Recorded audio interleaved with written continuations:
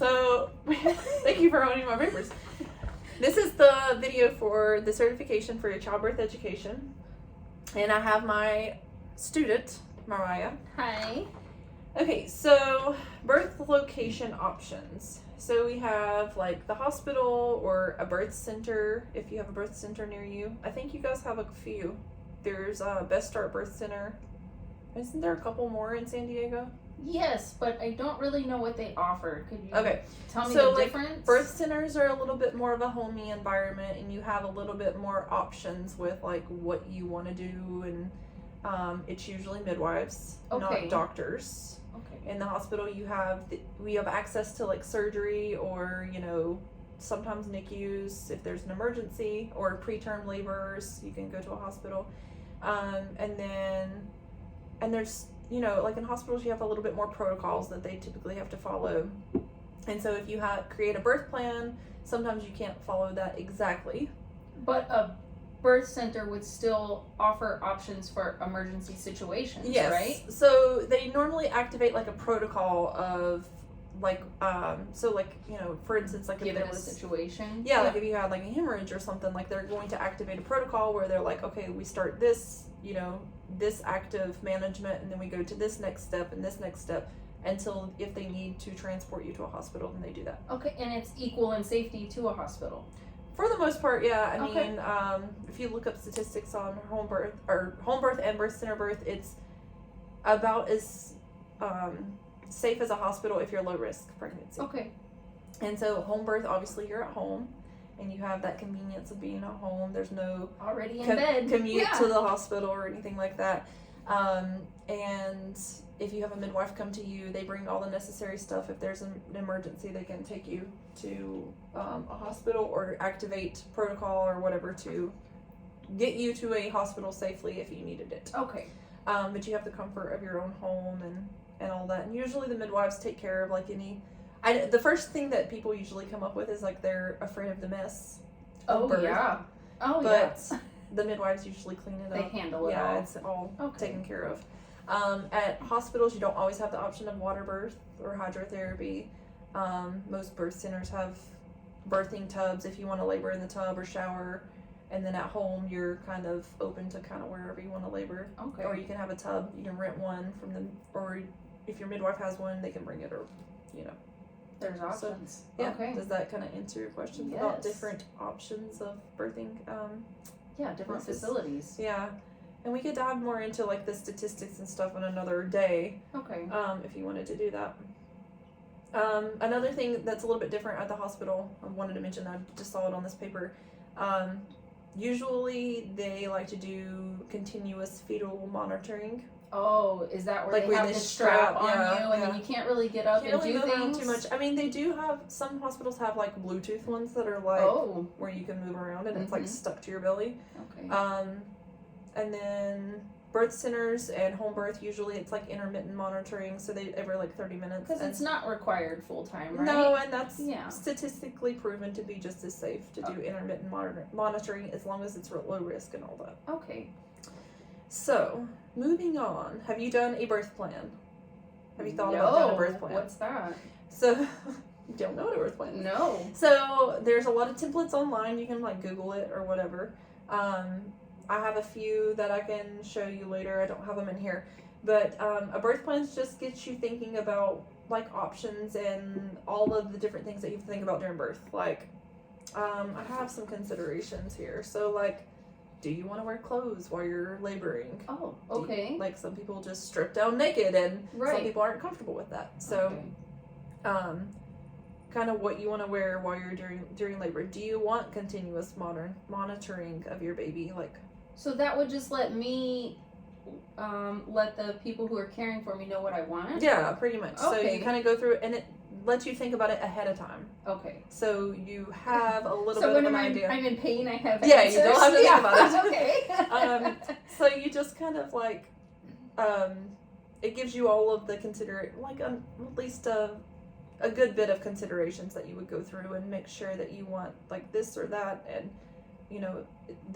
most people usually try to follow it pretty well. Oh, okay. The templates that I've seen online, a lot of them are like 7 to 10 pages long.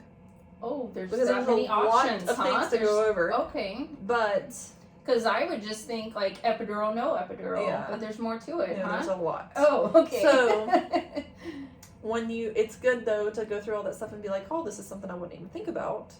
But if I have that option, then maybe I want to do that. I would like to do this. Yeah. Okay. And then it's good to go through the whole thing and like kind of fill it out the way you want it, and then try to narrow it down to like one page, especially if you're going to give birth in the hospital, because you have people sometimes changes of shifts and things like that, and it's easier to focus on one page. Okay. And just like too much going on in that setting. Kind of prioritize what is most important. Okay. So like for instance, delayed cord clamping. If that's really important to you, make sure it's like at the top or something, All right. But we'll go over those things like activity during labor, like if you want to be able to be mobile and move around, if that's something that's really important to you. Maybe you don't want an epidural because you want to be able to move.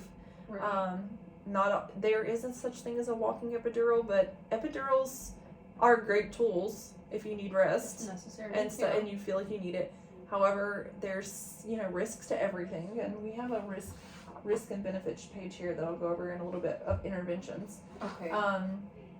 But the walking epidural doesn't always work exactly as advertised, where you can walk. So it's kind of like right. risk versus benefits. But if you've been in labor for 3 days and you need to rest, it's time. An epidural is a great tool. It's fine. So it's kind of like, you just kind of have to weigh your options. Like maybe you don't go into your birth plan thinking like, I want an epidural, but then later on, maybe it becomes something. It just becomes a tool. necessary for me. Yeah, it's a tool. Okay. Eating and drinking. So in the hospital, the protocol typically, not in all hospitals, but it's usually nothing per mouth. So NPO. Or water? No water? You can have clear liquids, but usually that's about it. Okay. And ice chips, but they don't let you eat. In a birth center or in a home birth setting, typically eating and drinking is encouraged. For energy, right? Yeah, I mean, your body needs energy. You're in labor, so. Yeah. And that's the reason that they do that is just in case you need to have a surgery, and if you had to have a C-section, you're already ready. Hypothetically, you could aspirate, but that's usually not really a thing anymore. Okay. Vaginal exams, that's a big one because a lot of people don't want to consent to one until absolutely necessary, or maybe it's not necessary at all. Some people go through their entire labor without having a vaginal exam. And would that mean like getting checked as far as how far along I am? Cervical dilation. So we'll go over dilation in a little bit, but here's a little chart that I just kind of drew. I'm having this made currently, but this, you're going from 1 centimeter all the way up to 10 centimeters. Oh boy. Your cervix, it's going to dilate. So, but yeah, a vaginal exam is usually a cervical check, and they're checking to see how dilated and effaced you are. And we'll talk about that in a little bit too. All right. But you don't necessarily have to have vaginal exams if you don't want them. Oh. You can tell them that you don't want them. Really? Yeah, I mean. Okay. Wow, I didn't realize you had so much control over the process. And you're in control. So there may be a situation where they encourage you to have one because they need to know more information. Pain medication, obviously, like we know at the hospital you have options of an epidural or IV narcotics, usually like Demerol, or I'm not exactly sure what they use, but they'll tell you, you can give you an IV with some meds if you need it. Okay. That usually kind of takes the edge off, but it doesn't necessarily make all the pain stop. Okay. And in a birth center setting or a home birth setting, you don't have access to epidural. That's not an option, huh? So, but there's other pain relief options, TENS units with like the little sticky pads. You can use that? And then water hydrotherapy, getting it submerged in a tub or getting in the shower or whatever. Aromatherapy. Having a doula is a good. Oh, that's like a back rub, huh? With your care. I know they do more than that. Yeah, a doula would be good to get you in different positions and help you if like the baby's maybe not in a great position. They can help you get into better positions to get the baby in a better position. Oh wow, things like that. So, birthing ball. Most hospitals, birth centers, and if you're at home. Typically, you're going to have a birth ball. That's a really essential, I think, tool. You can sit on it. You can lean over top of it. There's a lot of things that you can do with the partner can sit on it and like kind of be behind you and like support you, or whatever. Is that something I should get, or is that something that the center or the birth center will probably have it? The hospital will probably have it. You can ask on like a tour if you go on a tour. Oh, okay. But if you are going to buy one, they come in different sizes and they're according to your height. So you want to be kind of like a 90 degree with your knees. Okay, good to know. So if you're short on the shorter side, yes. you might need a little bit smaller one than I would need because I'm a little bit taller. Okay. Hydrotherapy, like I said before, some hospitals have that, some hospitals do not.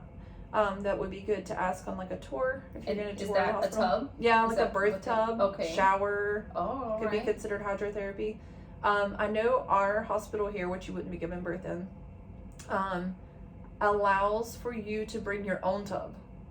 So that's the only option. Like if you want to give birth in water or you want to labor in water, you have to bring it with you, and your partner has to set it up. They don't have any part of setting it up or tearing it down. So it sounds like a tour of any facility is something I would need to do. Absolutely. Okay. All right. And get kind of a feel for what they have. provide and how they want. And because like at the birth center here, we set up the tub and drain it and do all of that. You know, we do all the man work behind it, the manpower. The only thing we require at the birth center is that you buy a liner.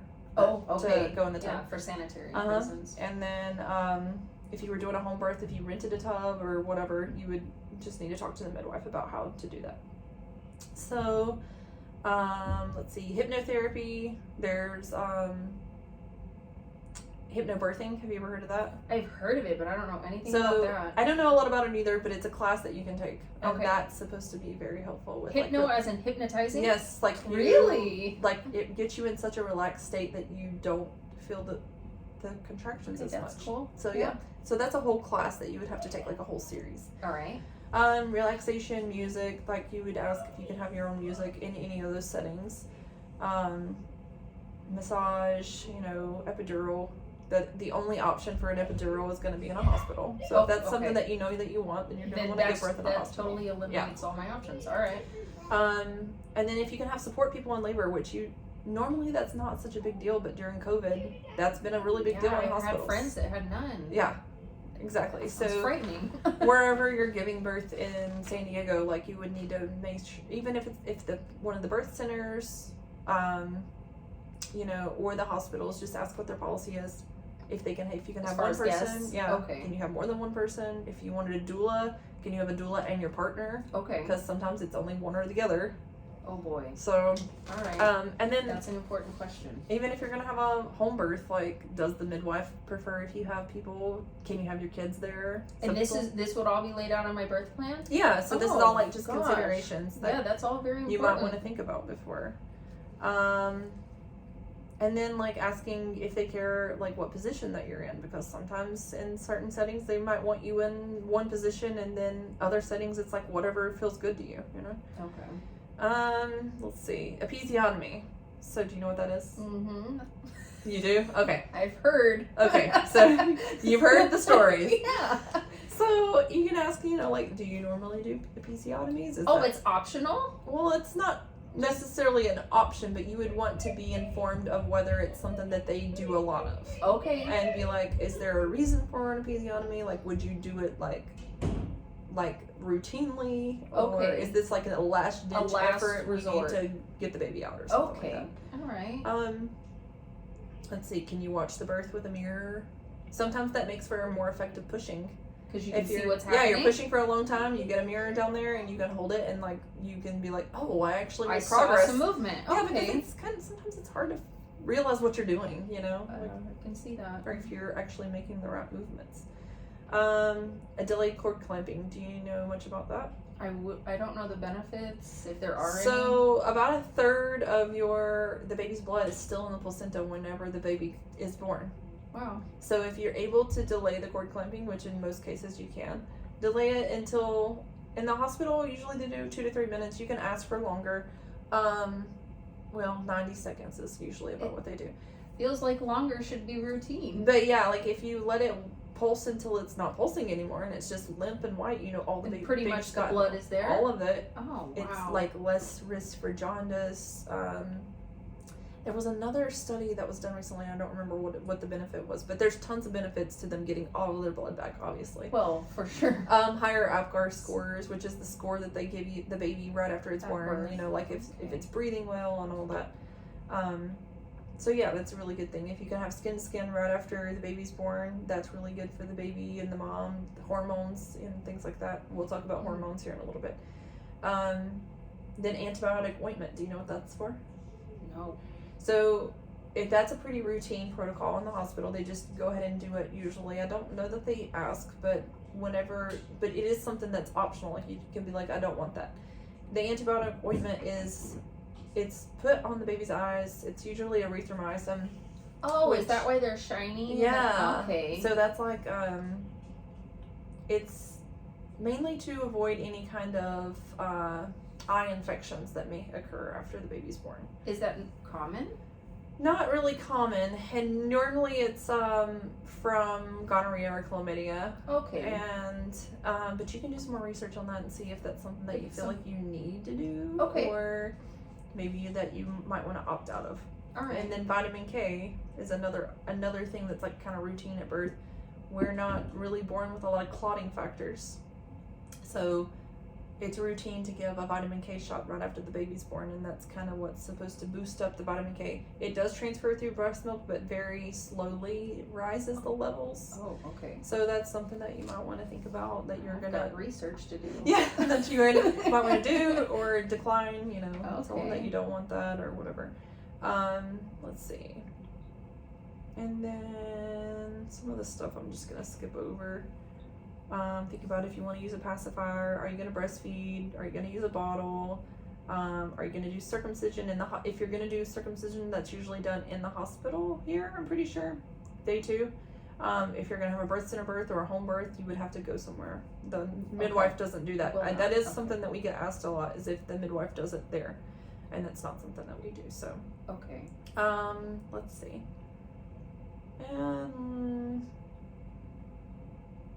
Bathing the baby.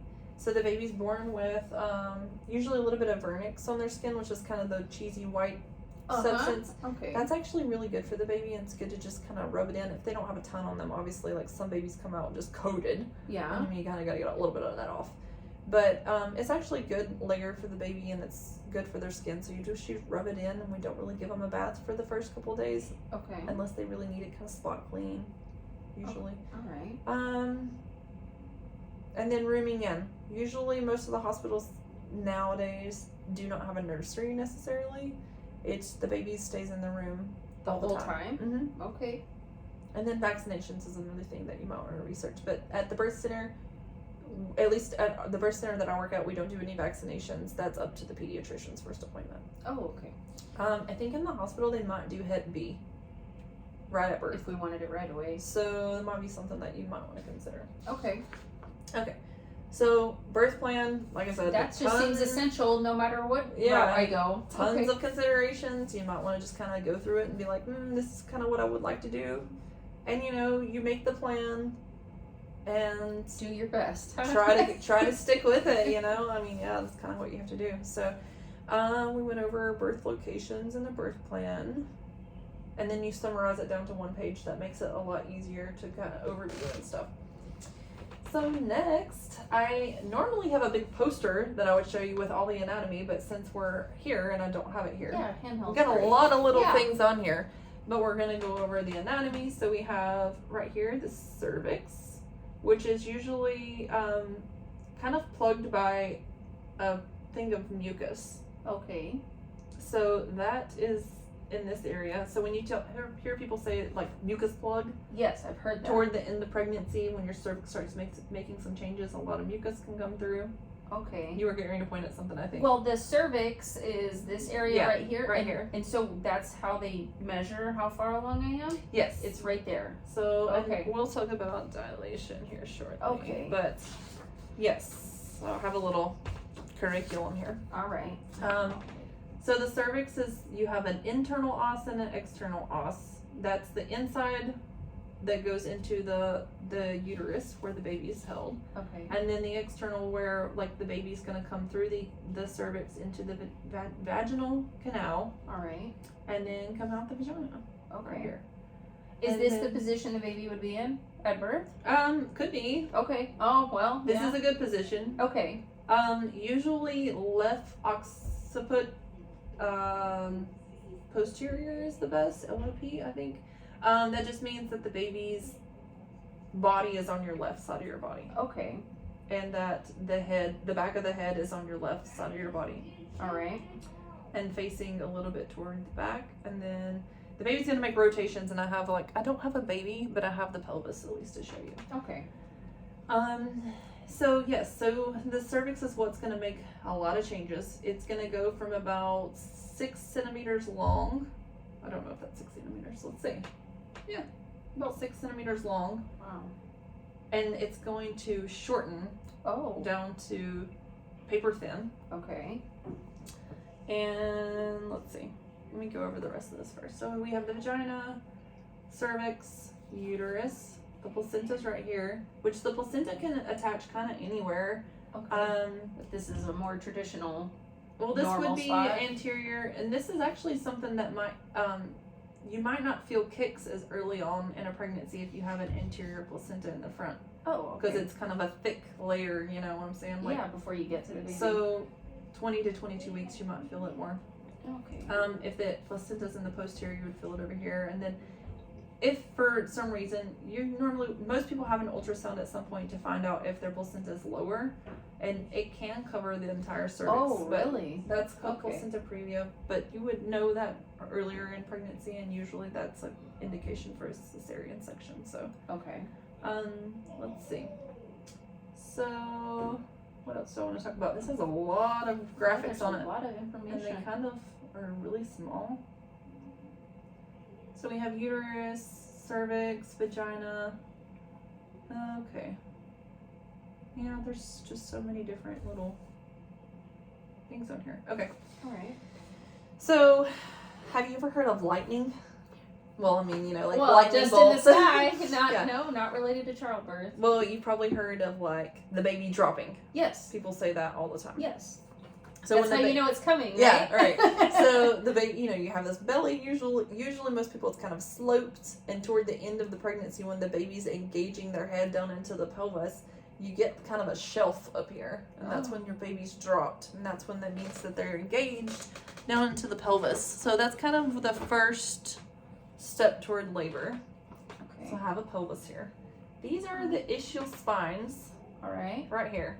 So have you heard of like whenever the midwife will say, or the doctor, or has anyone ever told you like they're a negative station or a plus station? Okay, I've heard it. So when the baby's head is engaged, it's at these little points right here. Okay. On the inside of the pelvis.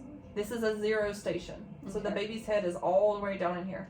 Okay. And that's when the baby's dropped and engaged. We are ready to go. Okay. But it can be floating up here, like kind of at the pelvic brim, or it can be, so it starts out in negative stations. So you're like -4, -3, -2, -1, and then 0 station. It's then, right at it. Okay. Then when it starts moving through the birth canal, you're at a +1, +2, +3, +4. Okay. All right. Yeah.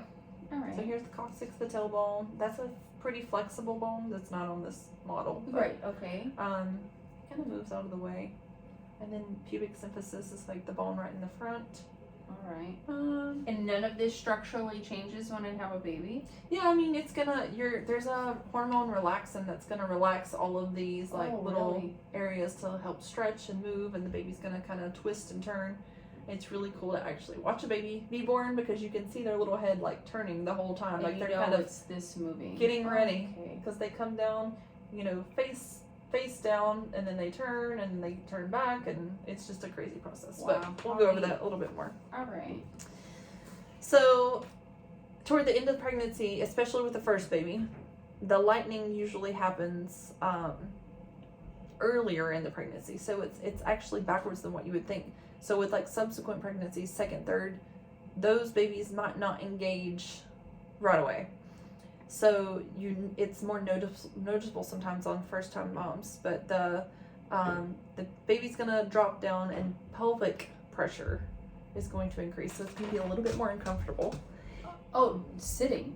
Sitting, walking. Anything. Usually, because you think about like the baby's head's down in your pelvis. Oh, so that's like a little deep bit. into there. Okay. So things get a little bit more uncomfortable usually. All right. But then your lung capacity's increased, so you feel like you can take a breath at that point. Take a deep breath. Or maybe eat a bigger meal. Yeah. Because I know toward the end of my pregnancies, it was very hard to eat the plate of food you normally could? Yes, a normal plate of food. It's like you have to eat smaller meals more frequently. There's an increased sense of urgency to urinate, with that pressure down there sometimes too. Okay, because my bladder is down where the baby is? Yes, okay. You can see it in this diagram. The bladder's underneath the baby, right here. Your bladder doesn't have a chance. No, so the baby's pushing all up on there. Okay, that's really helpful. Yeah. Okay. So it's getting very squished at that point. Yeah. And you just feel like you have to go all the time, it seems like. So cervical ripening is another thing that is going to get your body ready to prepare for labor. So like I said, your cervix is like 4 to 8 centimeters, so it's about that long. Okay. The entrance to the vaginal canal to the uterus. Mm-hmm. And the effacement's actually like a super important part, but it kind of gets overlooked, and we always talk about dilation, like how dilated are you? Yeah, that's all you hear. Yeah. Well, that cervix has to completely go all the way down to nothing before it can really start moving apart. So it may be like, halfway effaced and maybe 1 centimeter. Okay. But in order to get all the way, to start real dilation, you have to really efface.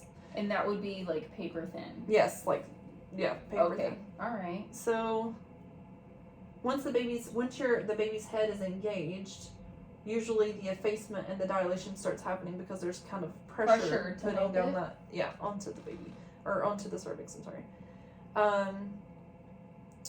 The more babies you have, usually the little bit easier you dilate, or you may be dilated for several weeks before you go into labor, but nothing really happening. Okay.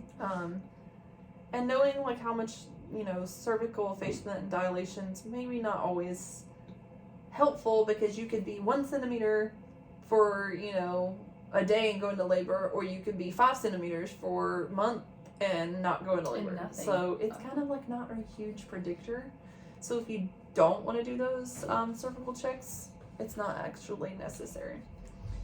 So let's see, dilation is like we just talked about. That's when you're completely effaced, and your cervix is going to go from a little fingertip to, kind of 2, you can barely get 2 in there, to 3, 4, 5, 6. And I also brought a mason jar just to give another, like, a visual. Oh, how neat. Let's see, this is about, it's about 6 centimeters. Like the end of it. About 6 centimeters. Not even time yet. Not even time to push. And this is no indicator of pain, right? Like, if I'm a 1, I'm not necessarily in pain, right? Yeah, we'll get to the different stages also. Oh, okay. Yeah, I mean, you could be starting because I could be a 1 for a while. Yeah, you could be a 1 for a while. Okay. Typically, when we're talking about the different phases and things like that and stages of labor, you're in like what's called a latent phase, or not really an active phase of labor, whenever 1 to 5.